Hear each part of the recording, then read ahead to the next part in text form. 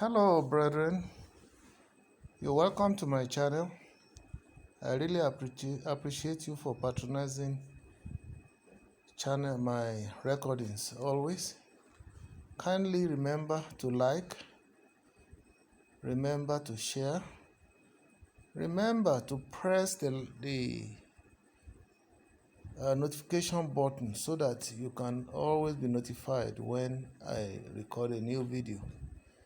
I promise you, I have so much. God has endowed me with so much information that will enhance your life, both spiritual, motivational, straight talk, and life experiences. And you will forever be glad you patronize my channel always.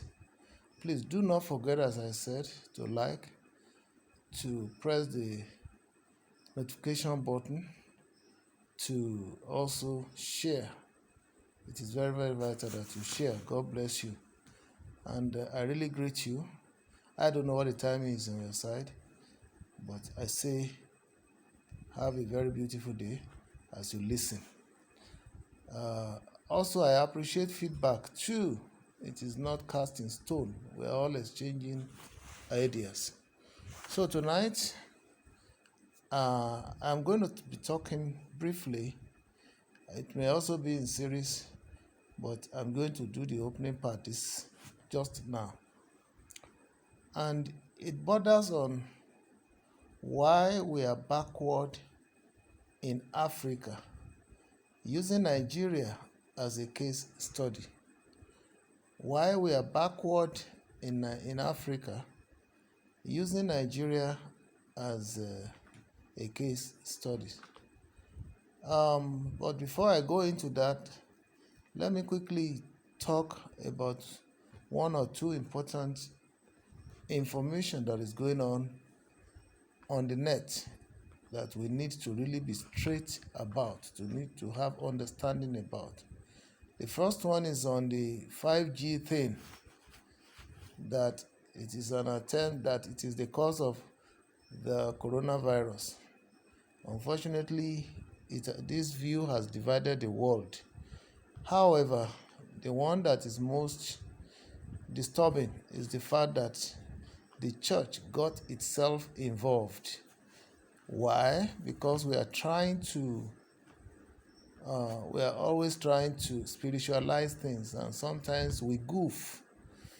I know a very popular pastor trying to give the scientific, let me put it as scientific, as scientific as possible, even though it is still not scientific, as possible, as to why he's convinced that 5G technology introduces the coronavirus 19, as well as the derivative problems that follow. So let me go straight ahead and say it is untrue, without even going into proving it.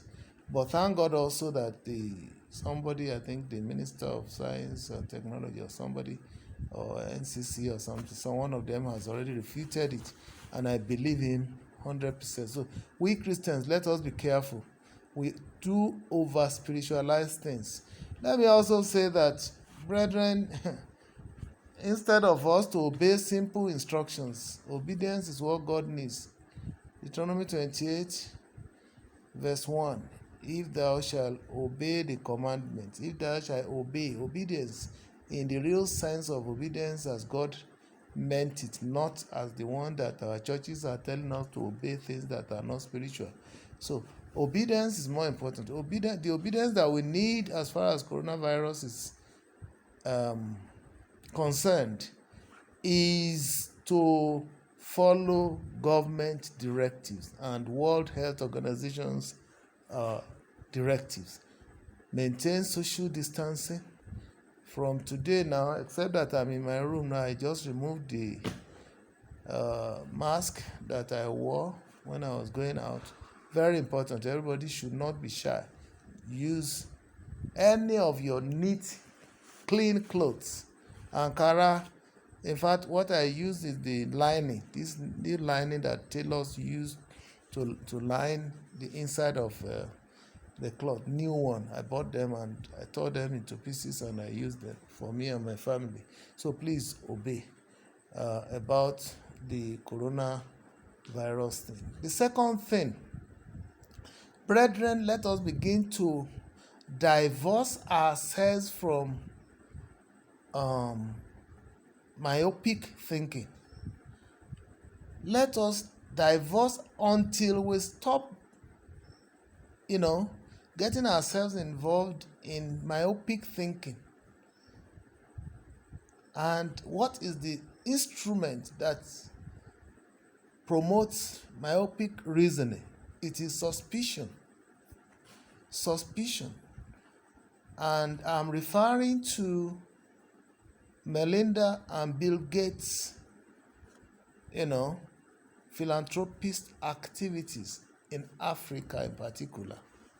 Brethren, let us admit we are backward. And there is no crime starting life as a backward person. I started life in poverty. I'm not yet at the point of declaring being, I'm not even yet as rich in terms of if I want to allow materialism to dominate my heart. I will say I'm not rich yet, but I am contented in the Lord. And I'm also contented with the little that I have. That is, I'm able to feed myself. To God be the glory. Through little efforts here and God answering my prayers. I'm able to care for myself and my family. Now, the issue of Melinda and Bill Gates, husband and wife that have been trying so much to help us in Africa as if he owed us. They owe us brotherly love. But which in fact, I listened to a video, I can't remember the name of the guy that posted that video, trying to convince us that Melinda and Bill Gates are out to depopulate Africans just because they are giving vaccines that prevents diseases, tuberculosis, guinea worm, and all these things in order to help us because God has blessed them and they want to bless us with. Suddenly in Africa, and it's not an average African's problem, unfortunately. It is our leaders, especially our religious leaders and some of the so-called educated illiterates amongst us who capitalize on the ignorance of the people by misinforming and misleading them to now think, and they trade on suspicion. They are now trying to analyze to tell us that Melinda Gates and Bill Gates do not like us. They want to reduce Africa, and at the same time they are antichrists. Haba. Can we not reason? If you listen to the message by Melinda Gates, she said, and in fact, that's the most annoying thing. Melinda Gates says, look, God forbid that COVID-19 ravages Africa the way it ravaged advanced countries like America, like Canada, like France, like Italy. That God forbid that it happened in Africa, that we just will not be able to cope. A statement of fact. Today, I think in Nigeria, as at the last time I heard of the figure, Nigeria has only 3,000 test kits to test people who have, to see whether people have coronavirus or not. Just to test 3,000. And nationwide, that's as bad. Whereas in America, it got to a point that South Korea had to send 600,000 kits to America to help them. If we have this pandemic in such a way that we cannot cope with, men, what the woman said, in fact, has been my fear. How do we cope? How do we cope? But somebody somewhere believing that, using the Bible, using the Bible to say that they are antichrist, and they know that they are doing everything to depopulate Africa, and they are is this how to pay good with evil? Oh, the way we are going, a time will come nobody will attend to us if we have issues. Nobody, because when you are doing somebody a world of good and he decides to pay you back with baseless suspicion, then we're all human beings. You begin to withdraw because there's nothing that you do that they will not misinterpret. Let us be careful. Brethren, as you are listening to me, please disbelieve, disregard, and indeed take this message as one of the most stupid African reasons or reasonings that you can ever think of. Let those who want to help us, while we also walk our ways to salvation. The Lord will help us in the mighty name of Jesus. And then let me come back now to why Africa is back. In fact, it's related to what we are saying. Every little thing, instead of going scientific to find out how and why, we'll begin to blame one person or the other for it. At the end of the day, we lose focus. So no solution. People are busy now trying to develop vaccine that will take care of coronavirus. Somebody is saying somebody wants to. So even if the discovery is made in UK or in America today, they will be so scared to move it to Africa to help us. So, brethren, it is dangerous. Now, as I said, let's stop blaming Africa. Let's stop blaming ourselves for the backwardness that we are experiencing or have experienced. I will explain. Never. The first point is never blame us. Don't blame yourselves. Never blame yourself. Never blame any third party. Don't blame America. Don't blame China. Don't blame any advanced country that are more advanced than us today for the woes of Africa. Let me give you an example. As I always said, I was born into a home that is disadvantaged in many ways. One, born into abject poverty. Two, born into a polygamous environment. Three, born into two homes. I have two fathers. I'm giving you the example. I have two fathers. One is legal, one is biological. And it took me 39 years of investigation, thorough investigations, to recover, to return to my father, my biological father. Yet, without losing touch with my legal father, whom God had used for me, and his family, whom God had used to raise me up to 36 years of age before I went back to my biological father after I had found out the truth about my birth. Okay, now, ladies and gentlemen, I say do not blame yourself. If you blame yourself, you will never find solution. If you blame others, you will never find solution. I thank God for one thing. Right from my youth, God has been with me, and I have been with God. Bible says in Genesis to Abraham, Genesis 12, that walk before me without blemish.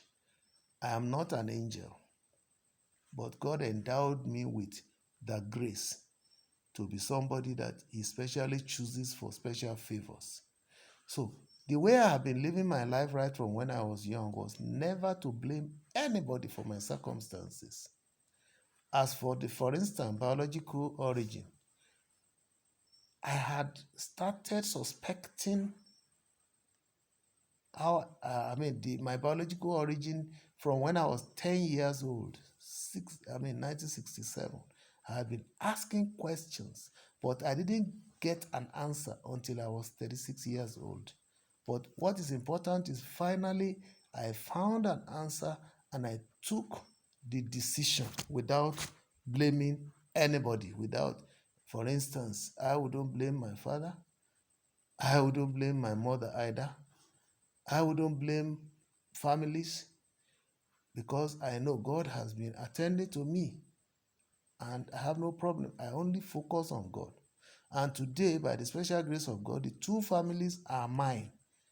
I'm relating to the two families as one.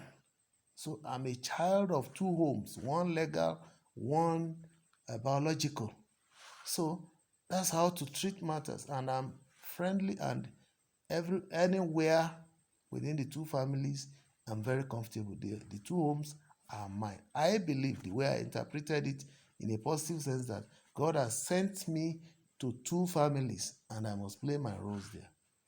That's about biology origin. Two, being born into abject poverty. That's what I inherited. I have never looked back in my life to say, hey, somebody from either thank God I had polygamous homes. I saw it is the mother of that one. It is my stepmother. It is my sister's stepmother. It is this and that. I had never one day had that thought. Rather, even in the polygamous homes where I belong, whenever I notice disunity, discord, especially it's our mothers, no other person. Our fathers don't have time. They are only to create problem for the women to be tackling, and the women are very good at recruiting their children to oppose one another. So, me, as far as I'm concerned, there's no difference between my own direct siblings and my brothers and sisters from the other women. No, if you know me, you will know. God has given me that sense of justice right from time. What I would do to my own siblings is what I would do to my, or they call them half, but my brothers and sisters from the other women. So with that, I'm at peace with men. I am at peace with God. I'm at peace with myself. So if I had joined the women then, if I supported my mother to be fighting the other woman, of course, we are divided. There are some of us who did. Likewise, the other woman, those who are supporting their mothers. And today now all of them have gone. The outcome is what? Thank God that there is still opportunity to mend, but the relationship is not as perfect as I would have expected it to be. The relationship is not the same the way I am relating with my other siblings from the other mothers. It's not the same as the others are. They still quarrel today. I'm just let me leave that one alone. If only we were told the path of wisdom. Bible says, as much as possible, live in peace with all men. Whether in polygamous home, if you only neutralize your mind, then if you set yourself out to do justice to everybody. For instance, when eventually I started working, I had never discriminated between my mother and my stepmothers. I treat them the way I treated my mother. So what else? And I'm reaping the benefit today. My brothers and sisters from both families, we are still one today. And we are benefiting from one another. Indeed, I just don't want to be mentioning names. I have benefited from my brothers and sisters from the other women from the two homes than I would say I benefited from elsewhere. So I'm enjoying them. They are enjoying me. If only we'll be positive in our thinkings, this world will be better. But it takes somebody to start it all. God used me from when I was young. Initially, when I was young, when I saw my mother and my older mother, that's my stepmother, quarreling, I would never support my mother. I would still go to that my stepmother to go and eat that night. That same moment they are fighting. And my prayer was that whenever God made a way for me and I'm able to earn money, I will take good care of them myself. And God answered that prayer and I was able to do that. I think there was a prayer, special prayer that my older or oldest stepmother from my legal father's home prayed for me before she died. I came home from Lagos just for on holiday and I met her. She was, this is a woman that was around 120 years old. And when I got home, I saw she was in illness. Her legs were swollen and she was really uncomfortable. I searched my pocket. I went to the chemist and bought everything little that I knew that could help, and then purchased some provisions, pig milk and all that, and gave to her. She looked up. Tears ran down from her eyes. But she came up, she voiced out, she said, look, you will be the one that you will unite, that will finally unite this home. And said, God will make it possible for you to do so. To God be the glory. That woman's prophecy then, today is working.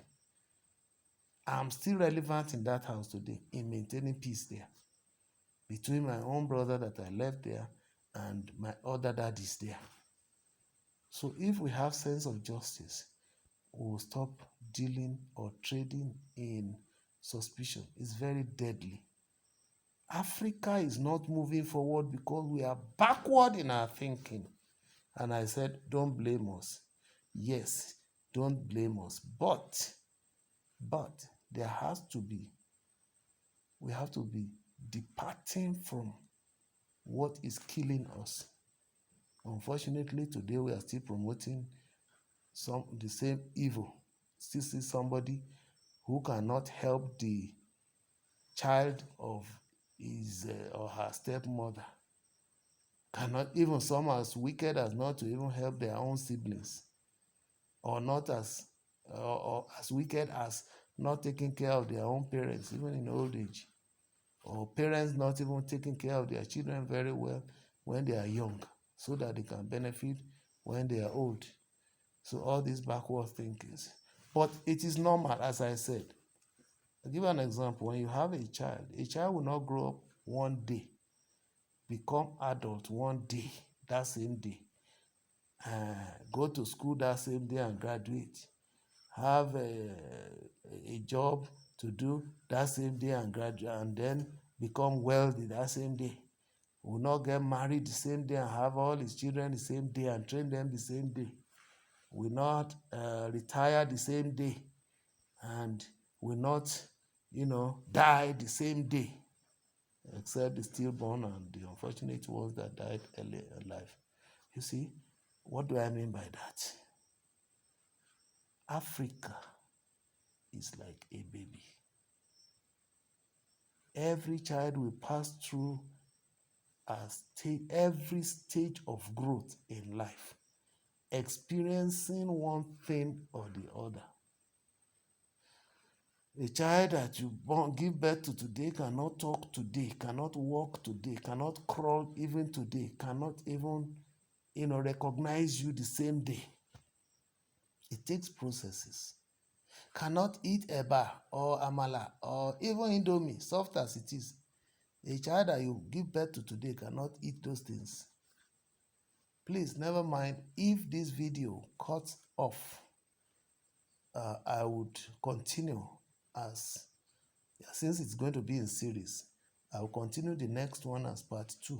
But in case it cuts off, if it doesn't, because I want to do this one for about 30 minutes and or 35 then before I go for the part 2. So please don't lose hope.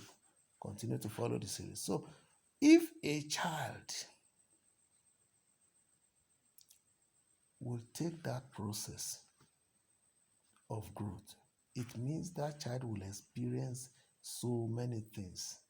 The days of rising, the days of falling, and experience will come, and there he will start learning.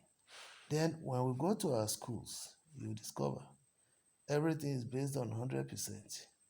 And whatever your capacity is what you score.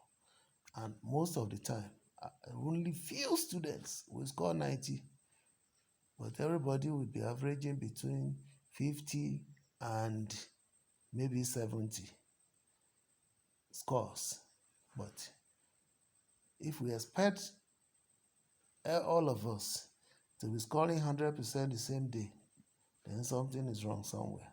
So these are the expectations. We do expect Africa, and we in Nigeria in particular, to be at par with the UK, with the US, with which other country? The Philippines, the Australians, the Asian countries, Russia, China, South or North Korea. It is true, God endowed us with all the resources, but the mistakes that children will make in life before they become wise to be able to do what is right, a nation too will make it.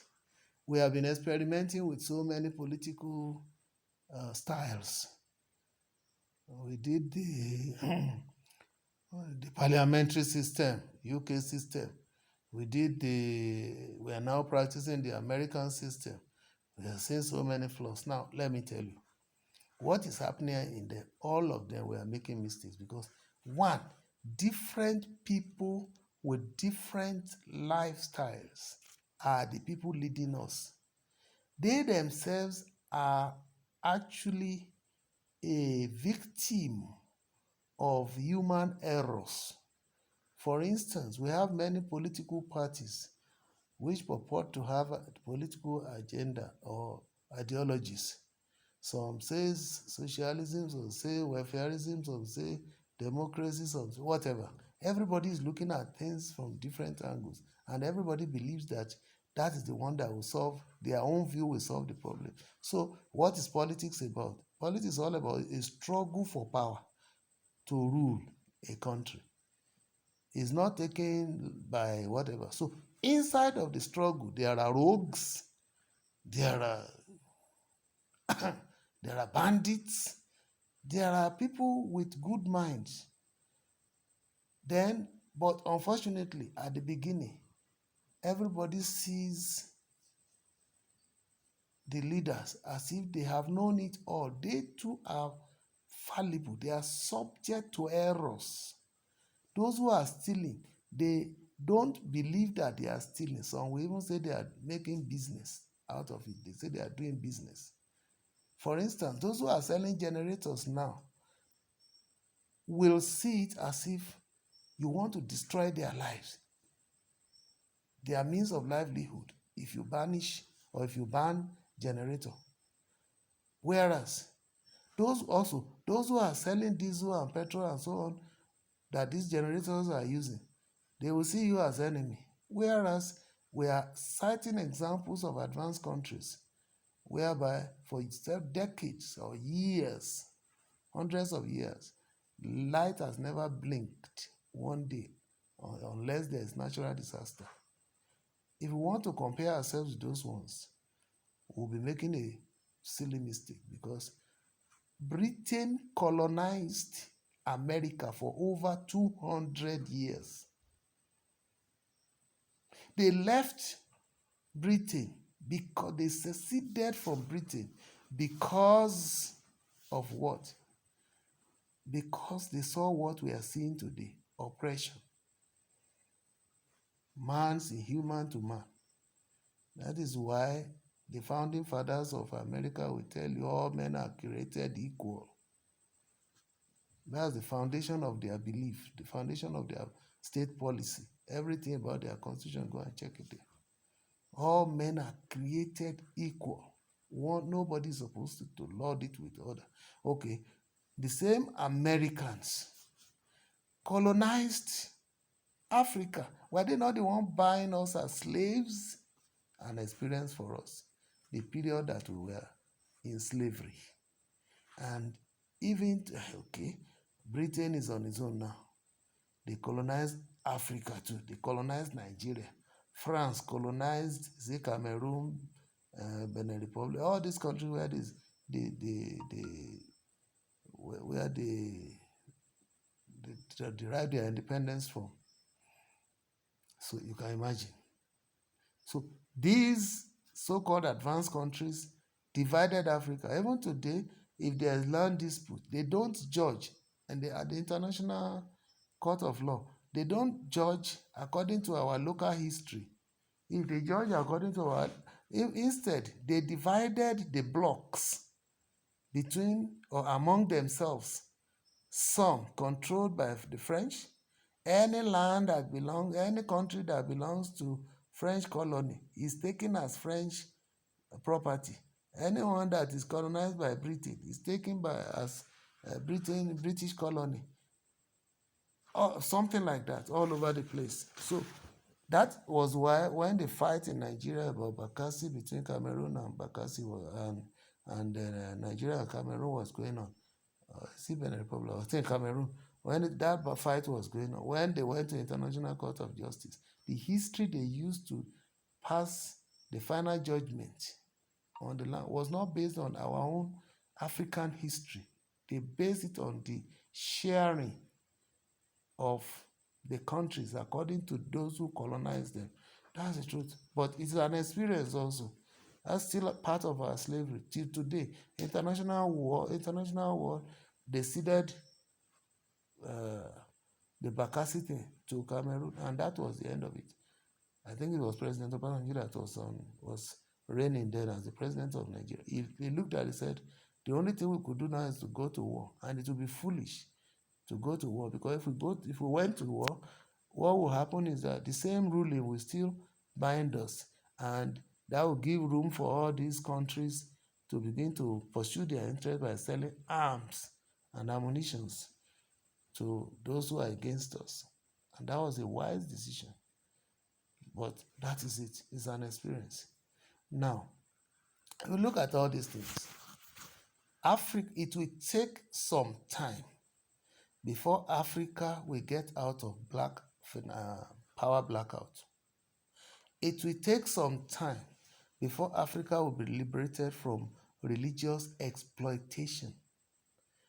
Some people are saying we have our own system before religion came. Religion is not bad. Christianity in particular, that I know very much of, is not bad. But our practice of it, you can imagine, it has been on now for about 3-4 years. Real fierce battle against those who are clamoring, who are killing fellow men with tithes and first fruit, which God himself did not say today's Christians should pay. And they are using to exploit people. That has caused divisions among Christians. Muslims themselves, they have very many factions.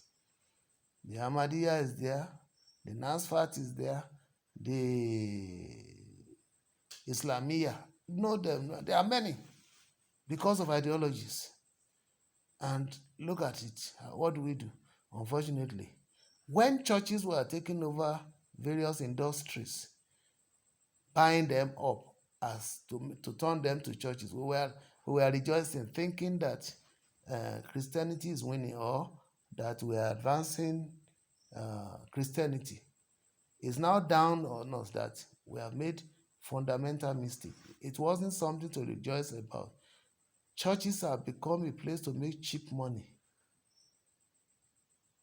through tithes and offerings. And then we see all sorts of fake. And then, interestingly, too, don't blame us. Don't blame our leaders. I want to toe that path. Number one, first of all, it is the way everybody understood things to be. But the ones you can caution, that's the right language, the ones you can caution, advise, counsel, are those who now have seen the emerging truth, especially in religion, that tithes and offerings are exploitative instruments of oppression to those who wish to serve their God in truth and in spirit. Those of them who do not want to change, they cannot win this battle. It has started and they will fade away. A time will come that I'm telling you, and I say it, I'm happy it is happening during my time. Thank God for YouTube. A time is coming that churches will be you and I, as the Bible has defined it. Anywhere you are, you serve God 24 hours and you post your messages on YouTube. And today, let me tell you, our leaders in the churches, they hate this internet thing and they can do nothing about it. I've seen a church that resists it. So today we say come because they want to gather everybody together, teaching them, thinking that they all know it, they know everything about God and no other person can. Somebody telling you that if you don't pay tithe, you will not make heaven. Where did he see it in the Bible? Somebody telling you that you eat your tithe and die. Where did he see it in the Bible? Somebody telling you that what is it? Just giving you all sorts of terrible, now fall and die. All your enemies must die. Is that Jesus Christ teaching? Deuteronomy 14, 22 to 26.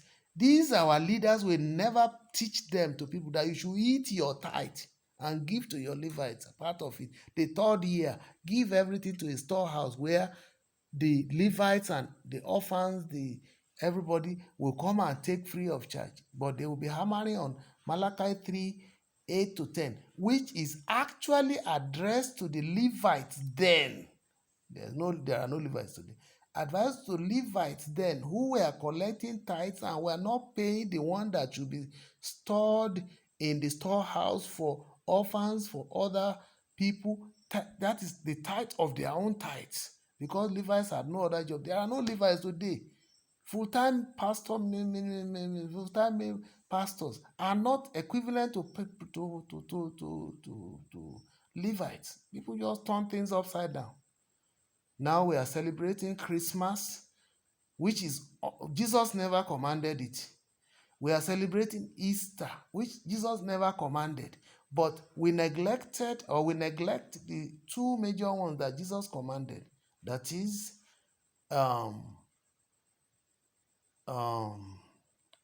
Holy Communion, taking Holy Communion as often as possible, washing each other's feet. They are all in the Bible. Please search them. I don't want to be quoting now because I didn't jot down those verses. But Jesus himself will not even tell you the verse. Just say, it is written. It is written that you should, brethren's legs should be washed as a sign of humility. That he amongst you will be a leader, will first of all be a servant. Then, Holy Communion, say, do it as often as possible in remembrance of me, because I'm not going to eat with you again, supper with you again, or eat with you again until I returned. All these things are there. The ones that are having to do with the monies collected in the church are supposed to be used for the benefit of the people, to build the people, the temple of God, not to build cathedrals like the one we have along expressways where people are dying on the way when going there, to say in the name of going for spiritual exercise and dying on the way, which these churches themselves cannot compensate. So these are some of the things. I have never blamed them before. I knew that was the extent of their understanding, but they are fading away. They are resisting it. Unfortunately, they can do nothing. We will pass through this stage, and church will be what God wants it to be, where people serve God in truth and in spirit, wherever they are. Now, let's take the issue of job opportunities. Now, in the 50s, early 50s, 60s, 70s, it terminated around 79, 80. Jobs were scarce, were surplus, because industries were here. You have Levantis, you have Kingsway, All those ones are under UAC. Then you have the textile industry, Chinese were here. You have many industries, Nigerian ropes, you have Colodens in Agbara, you have even my organization then where I first worked in an office, that is Love Stewart Nigeria, construction companies. You have oil industries. You have many of them that are actually prospering and employing the masses. Unfortunately, just like the video I made recently, that any business that you do in large scale is unprofitable. It doesn't matter who does it, whether it is government. That's why government, they are very clever. In Nigeria, at our level here, government cannot embark in agric and succeed because there are so many factors. Only thieves, they are inside, corruption, and then the farming itself is bloody expensive to do successfully. You can't control your price, and then a business you do, and it is the market that determines the price, not the factors of production as we are taught in this. We say education does not work, but we are taught correctly, we are practicing it the other way around. Who will make a profit when you cannot calculate how much you spend and add your profit to determine your price? So all these things, that is still what it is today, is an experience, a passing phase. We will get there. And then now, where are all those Panam World Airlines, Panalpina? Where is the Nigerian Airways? Where are all the other big ones? The Kingsway themselves, unfortunately, tried to go into eatery. They started eateries in Nigeria with Mr. Biggs, and today, well, many of them are left. Even those who grew up after them, they are already dying out because there is no patronage again, because the economy has changed. What is trending now? What will trend for a long time that will not easily fail is what you call cottage industry. Everybody does little and sell the excess. You feed yourself, you sell the excess. So we will not experience famine. The emphasis, they call it the paradigm, has shifted from large scale organizations to small scale industries, that is entrepreneurs. Those ones we call, and it's not for profit. The moment you are targeting profit, you will fail because you will do more and more and more. You will waste your money and it will not return any profit to you. So let's look at all the airways, Abaka Island, where are they? So these are the things. Don't blame us. I'm not blaming anybody, but let's learn. Let's trend with the trending that is going on, because today, previously, it was industries, large scale industry that were experimented. They failed because the larger the organization, the more the corruption, the human factors that makes organizations fail. Then in employment opportunities fail. And unfortunately, we went to school believing that where we were, after leaving school, we found those of you who are undergrad, who are graduates, who are looking for employment, you better go and think of what you can do, what God has endowed you with, that will give you a small scale industry. Adewale Ayuba had his, I think his HND or so. He had no job. He dug into his talent. He's singing, and today he's a star. And what's his name? Um, um, Paul, Dairo, God bless you, man. Paul Dairo was an HND holder, if I'm correct. And I understand he graduated from Yaba College of Technology. He had no job. He went into music. That's where his talent is. And he discovered himself. And he made a profound statement, which I will never forget. He said, I never knew that success will come so soon. Only one record brought him to limelight. Now there is this young girl from Ekiti, Akpata's, one Mr. Akpata's daughter. Two of them, I understand they combined together after their school started. Maybe, I think they have finished their degree, I don't know. But they didn't waste their time. They keyed into their talents, and Ekiti radio is always hearing them today. My papa no be Dangote. That's the one. And you see, they discovered themselves, and today they are moving on in life. I that I'm here, I'm doing my little way. I've never depended on anybody. That's why even when I was doing them, I was in paid employment. My target was 45 years, but to take care of the children made me to linger for 51 years. By God's grace, I never wait for the 60 years everybody was clamoring for. Those of you who are clamoring for 70, in fact, if you like, clamor for 100. Die in the place of work. Do the work of your children. And then thinking that anything you don't make by 50 upwards, please, you better go and redefine yourself and come to small scale industry. Come to the farm and be doing subsistent farming. I'm against commercial farming. I'm not against subsistent farming. Come home on time. Come and start. Don't think you are bigger than those who you left at home. It is better you come and learn from under them and then be able to feed yourself till your dying day than to come home shamefully later. Many of you don't even remember to even own any property in your villages. Witches and wizards, wrong doctrine. Witches and wizards have been trailing you since you left, and they have not left you alone. God will forgive you. I don't blame anybody, but what I don't like is when we will not admit the truth and trend with the times. Things are changing in the church, things are changing in organizations, in industries, things are changing even with human life. Have many children today, then you will see, your portion of poverty will be bigger than our great grandfather's own. Have many children, thinking that they are the salt of the world. You will see that they can be more bitter than bitter cola or cola nut or bitter leaf. It is then you will know that children are of no value if they are many and they are not. You can't cater for them. Compare yourself with Baba Olagbegi. He has so much money to take care of more than 200 children, over 200 children that they say he had. Abiola had so much before he did that. But you what do you call them? A pauper there. You're sleeping, thinking, when family planning is there. Family planning is a trend now. My recommendation, have 2 children. Pray to God to give you good 2 children and then train them well.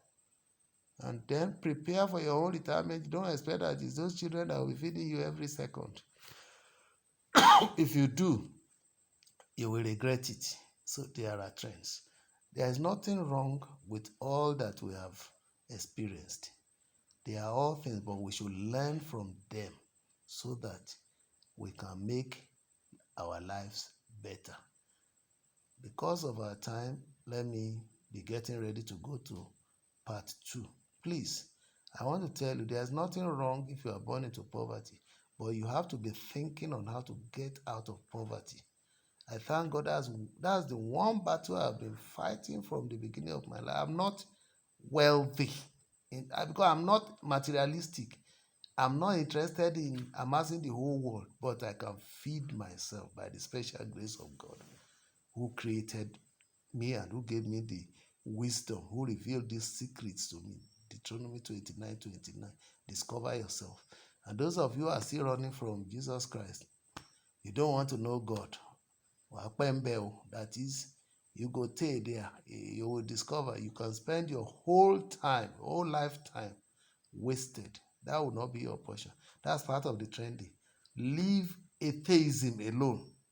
Go to God who creates you. Stop complicating your lives by marrying many wives. Even one quarter is too much. Just one. And that one, make sure you select well. If you don't trend well and you know the right candidate and you get carried away by religious bigotry, marry from the church. If your wife is not in the church, marry her from where God has given her to you. You will enjoy your life. A wife you need is a wife that will cooperate with you to make something good out of life, and that will be an asset to you, not a liability. Many churches, many girls in the churches, they were brought there by frustration, and many of them are Jezebels. They are ready to destroy men, innocent men. So I'm not saying there are no virgins and good behavior, good character babies there. There are very good ones, but it takes discerning spirit, it takes patience, it takes the grace of God, it takes prayers, it takes opening your eyes very wide to see before you can pick the right one. There's nothing wrong with all that I've been saying, provided you are ready to trend. I'm not blaming anybody. There's no human being that is bad. But if you pick a wrong partner that is not compatible with, we are going to talk about that later, that is not compatible with you, you have already carried what the Bible calls the wood that is loaded with ants, igelera. That will not be your portion in the mighty name of Jesus. So please let me stop here for now and be getting ready for part 2. God really has a lot of messages.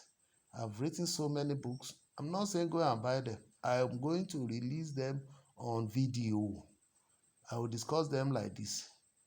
So, in summary, what I've been telling you is that Africa is backward because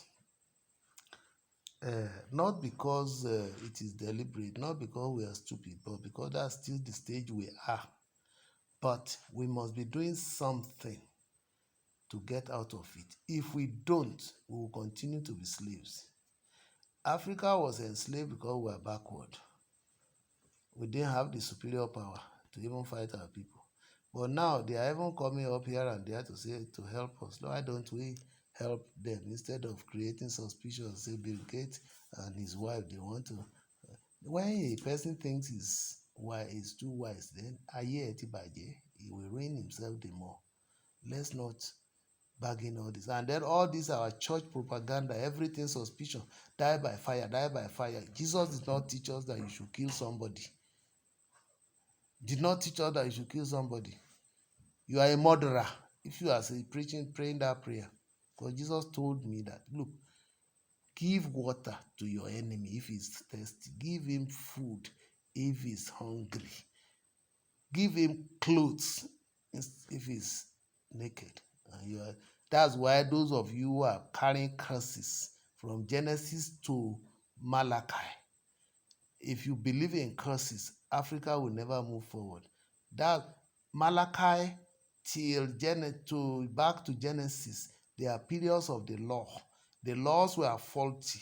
Jesus came to correct the law. That's why Jesus' ministry was like upside down to them, because they really didn't know. Just like all our GOs today. They will tell us one thing. They say they are authority. You dare not say something contrary, even when you have it clearly in the Bible. Please, anytime somebody asks you to pay tithe to him, tell the person to open Deuteronomy chapter 14, verse 22 to 26.